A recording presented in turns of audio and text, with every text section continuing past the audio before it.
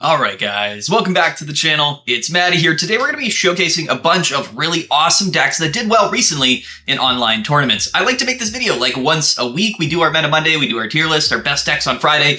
In the middle of the week, I like to highlight decks that aren't necessarily considered like top tier meta decks, but have done well at online competitions. And it's a great way to showcase some specific players. And again, big shout out to all of the players that we're going to be highlighting in today's video. And then also big shout out to all of the tournaments that we're going to be pulling these deck lists from. We run our tournament every Saturday, right? Every weekend, but there's other tournaments online on the Limitless platform all throughout the week. And I would heavily suggest that you guys go and check out those tournaments. So big shout out to everybody all of the tournaments and all of the organizers we're going to be featuring in today's video as well. Some of these tournaments are fairly large. We've been having the largest weekly tournament series, on Saturdays, but there's some really large tournaments throughout the week. And they also help sort of move the metagame forward, and they have some great prizing. So definitely go and give them a look and play this week.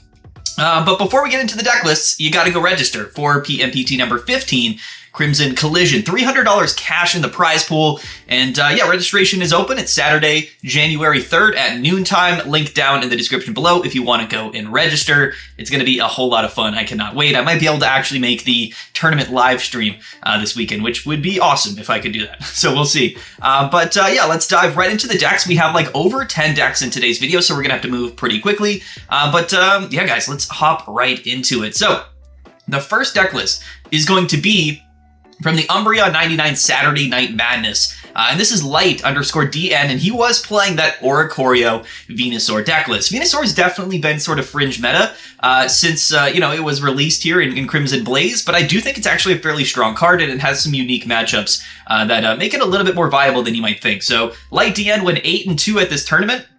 A very, very good run, this is the deck list. And this is sort of the build that I kind of theorized to play Mega Venusaur with.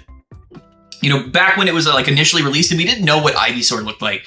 Mega Venusaur has double colorless energy in its attack cost, right? And this is really important because it means that we can utilize really any baby Pokemon. And we've seen like the Pichu Oricorio package paired with a variety of different Pokemon because Oricorio is such a useful card and allows you to win so many different matchups, right? Venusaur is a card technically that always does well into Suicune just because it doesn't rely on having a bunch of Pokemon on the bench. Like a single Venusaur can really carry you through the game. But it is a little bit slow, and typically we have to utilize the Synthesis attack for Ivysaur to get all of those energies onto Venusaur to attack effectively, but Pichu does bypass this a little bit, especially if we're going second. If Pichu is able to survive for a couple of turns, it's actually fairly likely to get those 4 energies onto Venusaur, and then we maybe let our Pichu go down, and then, if Venusaur isn't cutting it, then we can go into an Oricorio first, and then sort of split the difference here. And that's what this deck is all about. It's about Oricorio sort of stalling out your opponent. The Pichu gets the lightning energy so Oricorio can attack, and then, we end the game on a big Mega Venusaur. That's why we only have one copy of Mega Venusaur here in this deck list. So we are still playing Double Quick Growth Extract, and I think it does still make sense. That way we can evolve into Ivysaur and then into Mega Venusaur here. One Copycat, Double Lily, and Heavy Helmet to be extra tanky. And it's really a slow burn deck. It's a slow, tanky control type deck. And again, when Venusaur was first released, this was sort of how I theorized maybe the best way to play it would be. We saw this type of deck see play with Absol back when, Mega Rising first released, and we also saw it see play with Steelix early in the season. It's just sort of a core package. Pichu Oricorio allows you to be able to throw it into so many different decks, and I think it does kind of fit fairly well with Venusaur. And again, I really think Venusaur has some potential. Like a lot of these new Mega Pokemon that came out in Crimson Blaze in this most recent mini set, they're not bad cards. It's just sort of like they don't feel like extraordinarily strong. I feel like they've sort of undertuned a lot of the Mega Pokemon since they've been releasing them. Other than maybe a couple, like Absol's good and Altaria is good for sure. Blaziken was all right, but I feel like most of the Megas are just maybe not as strong as you would want them to be. And I think in part it's just because we have so much bench damage. Like Greninja Cyrus is everywhere. We have Hydreigon, we have Magnezone, Oricorio still exists. So the metagame isn't just very kind to some of these really big, Mega Pokemon. But I think as the metagame develops, they might have some more opportunity. So here's just one example of a Venusaur deck going again 8-2, playing Oricorio, just a very control type deck, a very slow, grindy deck. And again, it's going to have pretty good matchups here. We can take a look at the matchups that he played against here, and it looks like in day one he went 7-1, only lost to Altaria Chingling, and then ended up losing here to a Magnezone deck in top 16. But beat a lot of other Magnezones throughout this tournament. Beat Altaria a couple of times. Beat Suicune. So definitely a pretty solid run for Light_DN. So shout out to him, and shout out to the Umbreon what was this? The Umbreon 99 Saturday Night Madness tournament. So shout out to them. Next up is going to be Froggy X Wawin. Wawin? I don't know. From France here. He went 12-1-1. He actually got first place at the Storms Mega Monday, the finale tournament, and he was playing Greninja Oricorio. I put this on the tier list yesterday because this is a very valuable deck currently in the metagame. Suicune is operating at these tournaments at around a 20% meta share, and this is a deck list that always does very, very well into Suicune Greninja. It's basically specifically built to win that matchup, and it is not necessarily like an off-meta deck, but it's not something that's necessarily been that common since the beginning of the season, and this is sort of the one example of it kind of popping up, getting first place at a big tournament, and then sort of interjecting itself into the metagame, which I think it will do in the next sort of week or two. And here's the deck list. We actually saw this last season. Nothing's really changed, right? It's just double Greninja, Rare Candy, double Cyrus with 2 Oricorios and 2 Zeraoras. And we're not even playing Elemental Switch here. We're just playing Rocky Helmet. And the whole concept here is to be both, you know, a control deck with Oricorio and Greninja, but also have Zeraoras here to effectively just be kind of an aggressive lightning type Pokemon, you know, in the face of Suicune. Zeraora has always been a good card into the Suicune matchup. It hits for 70 damage with weakness, and that's, of course, irrelevant because we typically, if we're going first, we can attack on our second turn because of the Thunderclap Flash ability, and if we're going second, then that's even better, right? We can basically get 2 attacks off onto Suicune always, 2-hit KO, then Rocky Helmet for extra damage, or Oricorio, and then we also have Greninja to deal extra damage, and then on top of that, you know, we have Cyrus, right, to control which Pokemon we want to attack, Copycat Research Pokeballs to draw cards. It's a very sound deck list. 2 copies of every card in this deck, and I actually really do love this, right? So again, this is a type of deck that always will pop up as sort of a counter Suicune deck, and it's been here for months, like it really has. But this version that you're seeing specifically on the screen is sort of a rehash from last season, where it placed very highly at a couple of tournaments later in the season when Suicune, you know, kind of took over for a brief period of time. A lot of people are disappointed in the Suicune stuff. Like, they don't love that Suicune's still such a top deck, but to be honest, there are a lot of different decks you can play that are good into Suicune. It's just a lot of them are Oricorio, and a lot of them are maybe not the most fun decks in the world. Suicune just has everything going for it. So if you want to beat Suicune, you got to play things that are somewhat specific. So shout out to Froggy X Wawin? I can't say the name. From France, one of the best players in the game, 12-1-1, first place finish. First place in the tournament with Greninja Oricorio. If we take a look at his matchups, by the way, beat a lot of different Suicune decks. Beat 1, 2, 3, 4, 5 throughout the tournament. In fact, he only tied against Decidueye once, and then he lost to Mega Ampharos, which is pretty funny. And I love Mega Ampharos. Spoiler, we will be showcasing a Mega Ampharos here in the tournament. Beat Executor, Venusaur, Dark Magnezone, Oricorio Magnezone, and then Altaria Giratina in Grand Finals, which is also an underrated deck right now. Pretty cool. So yeah, I mean, a great run, awesome deck list. I love it. Big shout out to him. Shout out to the Storms Mega Monday. Next up is going to be Worm_MD playing a really interesting Charizard deck, and he went 7-2. These are all solid records, guys. I know a lot of people put a lot of bias towards decks if they like win a tournament, but you know, if a deck is really only seeing like 2-3% meta share, and it does go like 7-2, like it does prove to me that these decks can win. Even though there might not be the best decks in the game, they are still quality deck lists, and especially when ranked comes out. And people ask me this all the time, like if you want to hit Master Ball rank, you can kind of do it with any deck you want. It's really not difficult to hit Master Ball rank just because of like the win streak bonuses and stuff. In Ultra Ball tier, like you could play almost any deck and probably get to Master Ball. The real difficulty for ranked is like climbing effectively up into Master Ball into like top 1000, and that typically requires some meta decks. But if anybody's ever curious, any deck that I showcase on this channel is going to easily get you to Master Ball if you just play enough games with it. But this Charizard deck from EX, the EX's Circuit Sunday, 1st through 8th. I don't know necessarily what's going on with the name there, but Worm MD 7-2. This is Charizard with Magby. This is a very different version of Charizard that we typically see. Typically with this new Mega Charizard stuff, we're seeing it see play with Entei. And I do like it a lot, and I think Charizard's actually a bit better than people give it credit for, but this is kind of a different version, right? We're playing 1 copy of Torkoal, mostly probably for Oricorio, but then we're playing Magby, guys. We're literally just playing, you know, Magby Charizard. And you might be thinking to yourself, well, you know, with Magby, are we really utilizing the Ignition ability for Charmeleon that much? Well, we have double Flame Patch, right? So Charmeleon with its Ignition ability is going to be able to not only set itself up, but it's going to be able to set Torkoal up with energies, and then not only that, even if like Magby's in the active spot, we can still accelerate the energy to Magby, because when it gets KO'd, we can recycle it with Flame Patch. So this is just sort of a more fast-paced way to play Mega Charizard. In fact, we even have 2 Charmanders and then only 1 Charmeleon and 2 Mega Charizard. So only 1 middle evolution with double rare candy. So we're not necessarily reliant on like the slow ramp here. We're kind of a little bit more fast paced and aggressive, right? With the ability to go rare candy into Charizard and consistently get Mega Charizard on the board and then use Magby to get the energies onto it. And I actually kind of like this strategy. There's a lot of decks that just aren't going to be able to beat Mega Charizard if it does get set up, right? I mean, it is a very, very strong card. I think it really comes down to the fact that, if you have to deal with middle evolutions, if it's in the active spot, it's just a little bit sketchy. We are playing 1 copy of Leaf in case maybe we do lead Torkoal or Charmanders and not our Magbys, which we want to be, and we want the Magby to be in the active spot, right, to accelerate the energies. Now, you got to keep in mind, Magby can only accelerate energies to basic Pokemon, which means that, your Charmanders will be kind of vulnerable on the bench. But that's why we play Rare Candy, right? Maybe we just go second, we get double energies on our Charmander, and then next turn, we just do it again, and then hopefully we don't get like sniped by Greninja Cyrus to turn 2. Like that's kind of the only strategy here, right? But we do have Flame Patched, right? If that does happen, so I like it. It's more of a turbo aggressive Charizard deck, and I think there's a lot more potential for Charizard because, to be fair, this card is just so strong. I think as time goes on, it'll be a better Pokemon, and it'll be just a little bit more competitively viable as time goes on. But shout out to Worm MD 7-2 from the United States at the EX Circuit Sunday. Very, very cool deck list, and just a little bit different than the traditional, Charizard deck. And Charizard Entei's been doing well as well. Like it's not like it hasn't been, around. It's not necessarily like a top meta contender, but it is a deck in the metagame. It is like an actual, participant in this season's meta.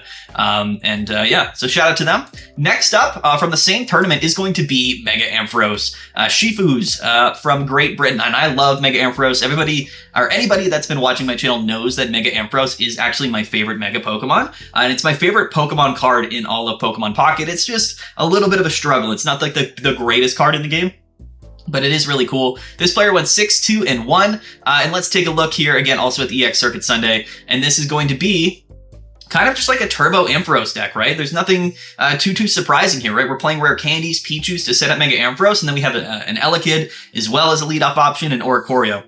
1 copy of May, 1 Copycat, 1 Lily, 1 red card, and double Cyrus. The only issue that Ampharos had was that it doesn't oftentimes have the ability to KO Pokemon that are in the active, right? We're hitting for 100 damage. And 100 damage is kind of awkward because you're not 1-hit KOing really like any significant Pokemon in the active spot, not even like these non-EX Pokemon like Hydreigon or Magnezone. So you're 2-hit KOing anything in the active. And then that being said, we also probably have to somehow get a third attack off or get lucky with whatever bench damage we are doing with Lightning Lancer, because it does 20 damage to 3 of your opponent's bench Pokemon.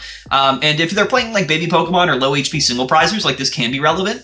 But for the most part, like you kind of have to hope that you can 2-hit KO the active, which again is difficult if they're also stage 2 Mega Pokemon because they're above that 200 HP threshold. Like Blaziken was a big issue for Mega Ampharos back in the day. Things like Venusaur, things like Charizard are also going to be issues, but against Suicune, it's actually a pretty sound strategy to 2-hit KO and then set up something on the bench. Lily to keep it alive a little bit longer. I like Mega Ampharos. I just think it's like a little bit, like it has 3 energies in its attack cost and it's a stage 2 Pokemon. And that typically makes things a little bit more difficult. If it was 2 energies, it would be way better, or if it, so for whatever reason, wasn't a stage 2 Pokemon, which obviously it is, but if it were, if Ampharos were to be just a stage 1 Pokemon, this Pokemon would be way better.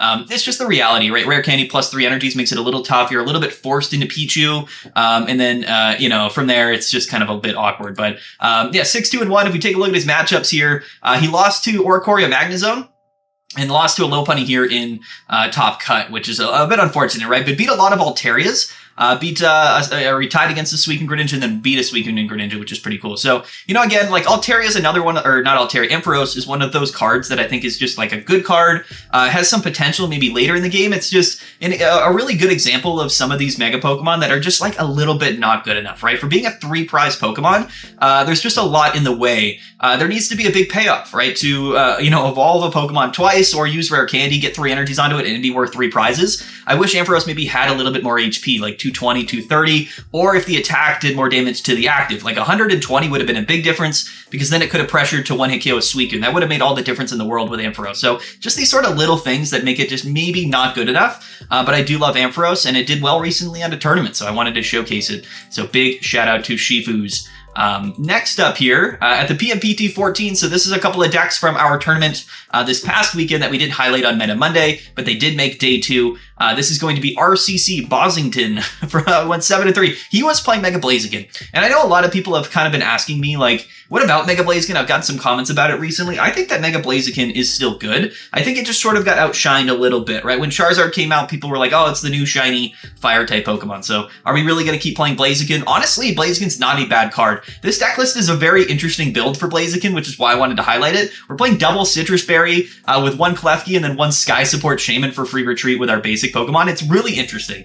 It's a really, really fun card, a really fun, like, sort of package here. These are, like, cards that are good. Then there's a lot of these cards in Pokemon Pocket that just don't see a lot of play in decks because you only have 20 cards in your deck. So like most decks are very streamlined and you don't have a lot of opportunities to play some of these sort of niche secondary Pokemon with strong effects that are a bit situational. You know, Sky Support Shaman saw a little bit of play back in the day for the free retreat, but it's obviously not like a super playable card. And same with Klefki, right? Klefki saw a little bit of play with Altaria, but it's just sort of like, it's just a Guzma. It's just sort of a searchable Guzma if you're playing Lycia. In this deck, you're not playing Lycia, which is funny. But yeah, other than that, I mean, it's just Mega Blaziken, right? It's Rare Candy, turn 2, Mega Burning, and it's a strong card. And Mega Blaziken probably deserves to see more play. It's just one of those deals where if you take a look at everything going on in the metagame, especially with the buffs to Oricorio Magnezone, it is limiting a lot of different things. I've talked about it before. It's very interesting to me why in Crimson Blaze they decided to do really nothing substantial other than buff Oricorio Magnezone for whatever the reason. I know they give us Lopunny and stuff, but like it's not really a big counterplay to it. So they gave us a bunch of new Mega Pokemon and they were like, hey, like you should probably just play this new improved version of Oricorio Magnezone, which is going to really build a wall around the metagame and stop a lot of these, you know, EX Mega Pokemon from seeing too much play. It's just a weird thing in the meta. And maybe they have some corrections in the next set because I think at the end of January, we're going to be getting B2. There's a lot of opportunities for B2 in terms of stuff that they could release. Hopefully we get some more, you know, evening in the metagame. I don't really know. But yeah, we still have the Tongue Whip, Heatmore here, one Cyrus. It's an interesting deck. Not something I would really jump at the opportunity to play, but it did do well. It made day 2 at our tournament, so I had to showcase it. One of the top decks, one of the top 100 decks of the tournament, and we had almost 900 people playing. So it just kind of goes to show that, you know, Blaziken can win games. Definitely can. Next up here, also from our tournament this past weekend, is SC Crusher 18, and he was playing a really fun Arceus EX deck, and I definitely wanted to showcase it. He went 6-3, so also I believe made day 2. I think he made day 2. Yeah, I think you had to go 6-2 to make day 2. So he made it there, lost in the first round of Top Cut.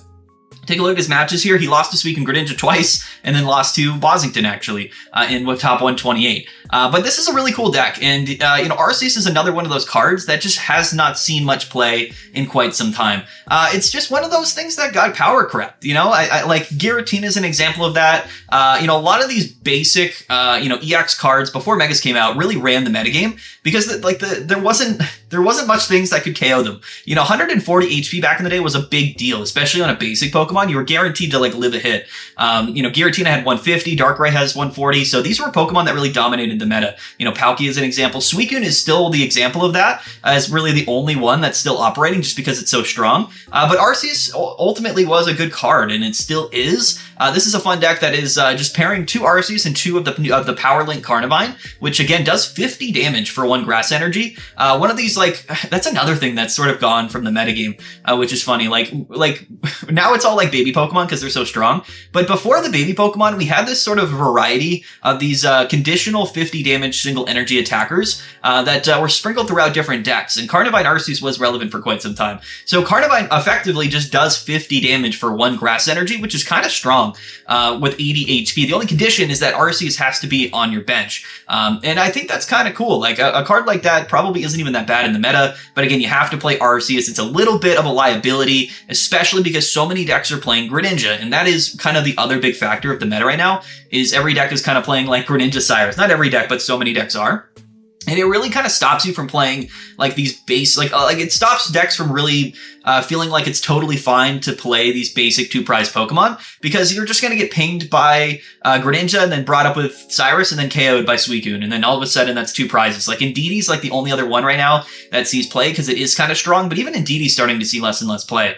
This is the new Magnezone package with 1 Clement. We've seen this in so many different decks. We've seen it paired with like, you know, the Dark Absol variant and Oricorio and all this other stuff. So why not just pair it like with the Carnivine Arceus sort of combo, right? Definitely interesting. We have no way to really get the Grass Energies onto Arceus other than attacking, but theoretically here the strategy is sound. We lead with Carnivine. By the time Carnivine goes down, maybe we have a Magnezone set up, and then by the time Magnezone goes down, we have an Arceus set up, and it is hitting for 130. One Illima as well, in case we lead Arceus and we want to get out of the active spot, I guess. And we are playing one Lyssia in the deck to, I guess, just search out our Magnemites, which is pretty cool, with 2 Pokeball, 1 Copycat, and double research. So it's an interesting deck. You know, again, I think the power level for Arceus has definitely declined a little bit as time's gone on, but this is a very unique deck, and it did make day 2 at our tournament, so definitely wanted to showcase it. Big shout out to SC Crusher for playing such a unique deck list, and I absolutely love it. Next up here at the EXs, Nuno HBK 2025 Final Tour Top 25 is Drunk But Happy. And he was playing Mega Lopunny, but he was playing it with Silvally. You guys remember Silvally? It was everywhere. It was like a very prominent card in the meta. Since I think Mega Pokemon have come out, Silvally really hasn't seen that much play, which is kind of surprising. But I love Silvally, and here's Silvally with Mega Lopunny. He went 8-3, by the way, at this tournament here. Lost to Dark Magnezone, lost to Hydreigon, and then lost to Dark Magnezone again, but beat a bunch of other, significant decks in the metagame, which is pretty cool. And let's take a look at his deck list. So it's pretty, standard. It's literally just double Silvally, one Baneri, and then 2 Mega Lopunny. With the Gladion package, we're playing a ton of different supporter cards here, because remember, Silvally's Brave Buddy attack requires us to play supporter cards to get the full damage attack. What's also cool is we're playing double copies of Will, which does have some synergy, not only with Mega Lopunny's attack, but with also Type Null's attack. If you wanted to just pop off and deal 40 damage, you can play Will, and that is effectively, a win condition in some scenarios. All of these Pokemon require manual attachment, which is kind of the sketchy thing here. If fighting had any kind of like energy ramp or energy accelerating effect, like a flame patch, like things like Mega Lopunny would be really, really strong. Unfortunately, Silvally here, definitely still wants to go second. If we, lead Baneri, that can be a little bit awkward. But the whole concept here really is to just go Silvally, and then end with a Mega Lopunny. So, there's probably a lot of strategies where Silvally would be good. In fact, there's definitely opportunities to just play a deck just like this, but maybe play it with like Mega Blaziken and a Flame Patch to a little bit more consistently get the Blaziken set up, but then you'd have to play Rare Candy and stuff. So the opportunities to play Silvally are a little bit limited, and we have to play Will because it's Lopunny. I guess you don't have to, but you probably will. And then, of course, 2 Gladion, Sabrinas. Really fun deck. Silvally's just one of those things where I think a lot of people have forgotten about it. A lot of people it's not at the top of their minds right now, but I do think Silvally is still a good card, and I think there's tons of opportunities for Silvally later in the metagame to be really relevant. As far as single prize attackers go, we really only see like these stage 2 packages, right? Greninja, Hydreigon, Magnezone, but people forget about the kind of one of the original like stage 1 single prize attackers that was really good. It kind of ran the meta for quite some time, and it's colorless. So I think there's tons of opportunities for Silvally to see a little bit more play as time goes on, but definitely a very strong card and a really cool deck. So, I wanted to give it a shout out. Big shout out to Drunk But Happy, 8-3, by the way. And these are all big tournaments. Like every tournament that, we're highlighting, is like a 200, 300, 400 player tournament. Like these are not small tournaments. So these results do matter. Even if they are just like sort of one of examples, they are substantial placements. Next up at the Storms Mega Standard, The Last Dance is Player, who was playing Suicune and Gyarados. They went 12-1-1. They might have gotten first place. I think they did, actually. So this is a Suicune deck that, isn't nearly as popular as the traditional Suicune deck, which is with, of course, Greninja. But this is a really strong deck that continuously has done well since this Gyarados card was released. 12-1-1. This guy lost only to Suicune Greninja, tied against Altaria here at the last day of Swiss, and then just went undefeated, and won the tournament here, which is very, very impressive. Beat a wide variety of different decks. A very, very wide variety of decks. Incredible performance here. Hold on, let's go back, pull up the deck list. And this is going to be the Wild Swing Gyarados. You guys probably remember this. Like, this is a very, very strong card. It can deal 140 damage for only 2 water energies.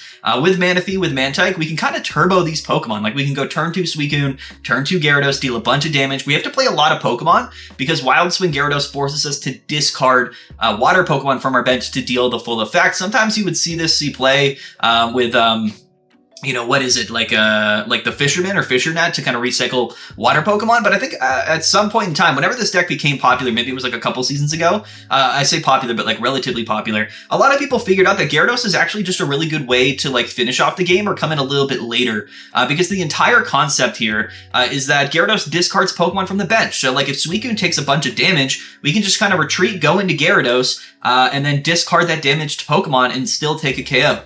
So Gyarados is really effective, and and we have to play a bunch of water Pokemon because of the attack, so that's why we're playing just Manaphy and Mantike, which are like the default, water Pokemon that you would play other than attackers, because they generate energies and they provide value, as well as Mewtwo. And this is a deck that can deal with Oricorio really easily with Gyarados. We've got 1 Cape, 1 Rocky Helmet. Lycia is really good in this deck because it searches out so many of our Pokemon, makes our deck that much more consistent. Sabrina, Copycat. I really like this deck list. Now, is this going to take over and replace Suicune and Greninja? Like, probably not, right? I mean, Suicune and Greninja is broken. Greninja is a broken card. But I think people have slept on Gyarados since it was released. Like, if you do remember, like a couple seasons ago, this is a deck that kind of placed really well multiple times. And I haven't seen it for quite some time. So I wanted to sort of showcase it because it ended up winning a pretty big tournament this week. Definitely has some potential. And is a very fun deck to play, like in terms of like the flow of the deck and like the decisions you make. It's very different from other decks, but very cool. An awesome deck list here. Shout out to Player here. 12-1-1. That's just awesome. I love to see it. I know it's Suicune, but it's a cool Suicune deck. It's a more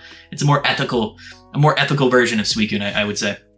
Next up at the Storm's Mega Standard again is High and Mighty. I don't know how to say the name. Altaria Giratina.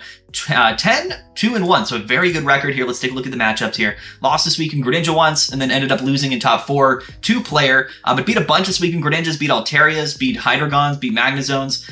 Just a really good deck list. And this is another super slept on version of Altaria, which again saw a bit more play last season, but I think has some potential currently right now. Altaria is a very awkward deck in some ways because like there's so many different options of Pokemon we can pair with it. When we're playing Altaria, maybe we're going to play Chinglings, maybe we're going to play like Furfrou or Elekid in that whole package, or maybe play Jirachi or Klefki or Sableye. There's so many Pokemon that you can pair with Altaria. Why not just pair it with Giratina and Indeedee? Because those are 2 really strong Pokemon and they all have a decent amount of HP. So the entire concept for this deck is to just have a bunch of all of our Pokemon are strong and can attack, and they're all like pretty decent high amounts of HP. So no matter what, your opponent has to go through, either Indeedee and Altaria, or Altaria and Giratina, or Giratina and Indeedee. Like, that's a lot of HP relatively, so that's kind of the concept here. And we can Broken Space Bellow for a couple of turns. Because we're playing Psychic Energies, we can double up on Giratina and attack on, I believe, our 3rd turn, which is relevant. 130 damage on turn 3 is not that bad, especially because most of the time we're living a hit. Like, into Suicune, that's relevant with Rocky Helmet, because it kind of sets up the KO along with Giovanni.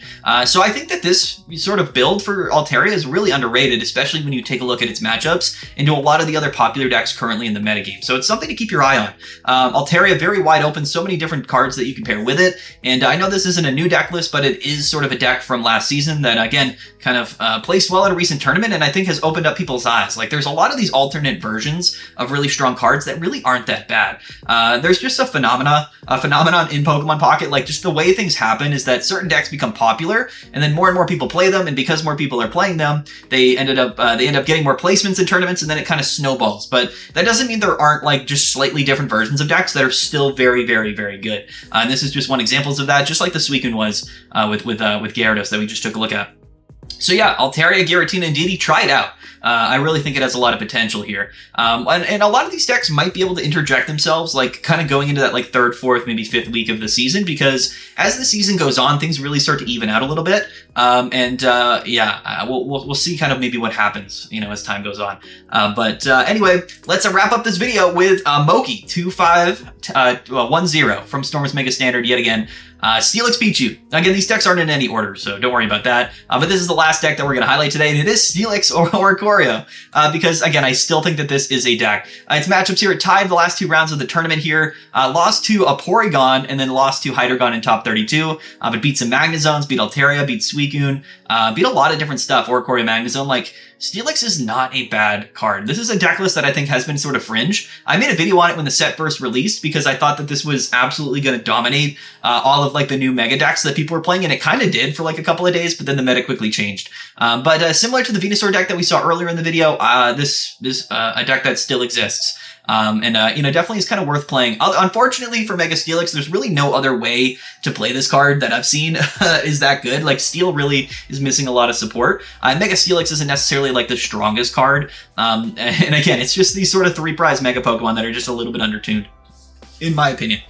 But yeah, shout out to Steelix. I love it. I just wanted to let you guys know that somebody did place pretty well recently with Steelix. Actually, we have one more deck after this, so I'm wrong. Yeah, shout out to Moki. Nothing else new here. Nothing too surprising here. We've made a video on this earlier in the season if you want to learn more about it. But it's just one of those sort of niche Oricorio variants, which, Oricorio is still good. So there you go. The actual last deck of the tournament here, or of the video, is going to be from the Thunderdome Pocket Showdown. 5-3 is Little Things from Finland, and he was playing the Gardevoir Reuniclus deck. This became a bit of a meme, but at some point, like, people definitely were trying to play this because the infinite increase ability for Reuniclus rather, is really broken. Like, it is a very, very strong ability, and if you're going up against decks that don't deal a ton of damage, you can infinitely, like, heal and keep this thing alive forever, and I think that's kind of funny. It's kind of like one of those awkward, like, Exodia decks that just isn't very consistent, but is very fun to play. When I saw this card, I was absolutely terrified of it, and it is very scary to play because you could easily lose to it, but there are definitely some games where this deck just isn't really able to do anything. But you know what? Here's somebody who played it in a tournament, placed fairly well recently, and it's definitely pretty cool. Gardevoir, we have to run double Gardevoir here and double Reuniclus, which is awkward because they're both stage 2 Pokemon, and there's just not enough, like, rare candy evolution Pokemon to go around, and DD to heal, Copycat Pokeball Research to draw our Pokemon, and that's effectively it. This deck doesn't do anything other than just pump energies onto Reuniclus and keep its HP above, getting KO'd, and we just kind of repeat the process and hit for 90 damage over and over. Really funny, so again, a deck that you guys have probably seen before, but definitely a very fun list, and it plays pretty well, recently at a tournament. Shout out to Little Things, 5-3. If you average out all of the records for all of the decks in this video, it comes out to be like almost 75% win rate, which is pretty funny, So, you can kind of pick and choose. That's definitely, we're cherry picking a little bit, but that's what this types of video is all about, is just highlighting some interesting decks that do well sometimes at online tournaments, right? So there we go.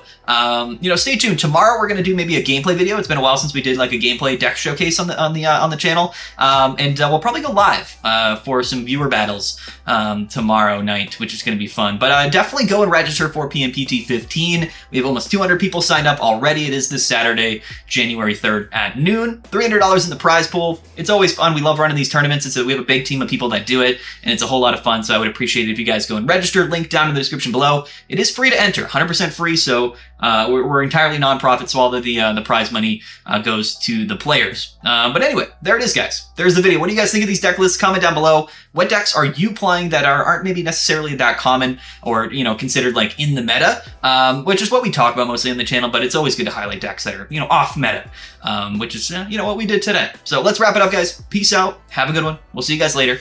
And yeah.